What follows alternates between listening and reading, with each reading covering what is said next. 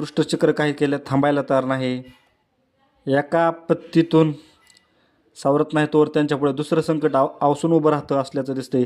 यंदा पावसानं प्रचंड धुमाकूळ घातला, त्यामुळे शेती आणि काही शेतकऱ्यांचं प्रचंड नुकसान झाले. त्यातही मराठवाडा, अहिल्यानगर, सोलापूर जिल्ह्यातील ऊस पिकांची मोठी हानी झाली. अतिवृष्टीमुळे सरकारला यंदाचा गाळप हंगाम 1 नोव्हेंबरपर्यंत पुढे ढकलावा लागला.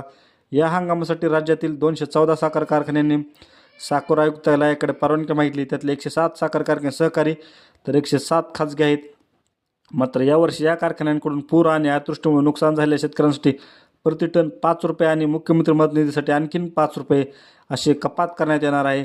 त्यामुळे वसंतदादा शुगर इन्स्टिट्यूटसाठी दिल्या जाणाऱ्या योगदानासह प्रतिटन ₹12.5 इतकी कपात केली जाणार आहे. यंदाच्या हंगामात 105 लाख टन साखर उत्पादन होण्याची अपेक्षा असून त्यापैकी 20 लाख टन इथेनॉल उत्पादनासाठी वापर जाईल, असं साखर आयुक्त संजय कोलते यांनी म्हटलंय. आता हंगाम सुरू झाल्यामुळे हळूहळू एकेका कारखान्यांचे धुराडे पेटू लागलेत.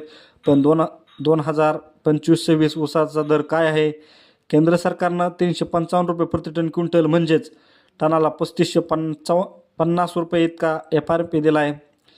तो 10.25% साखर उतारा समोर ठेवून निश्चित करण्यात आला आहे. याचाच अर्थ 10.25% उतारा देणारे कारखाने ऊसाला FRP प्रमाणे ₹3550 देऊ शकतात.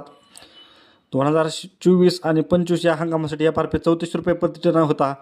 यंदाचा FRP त्यापेक्षा 4%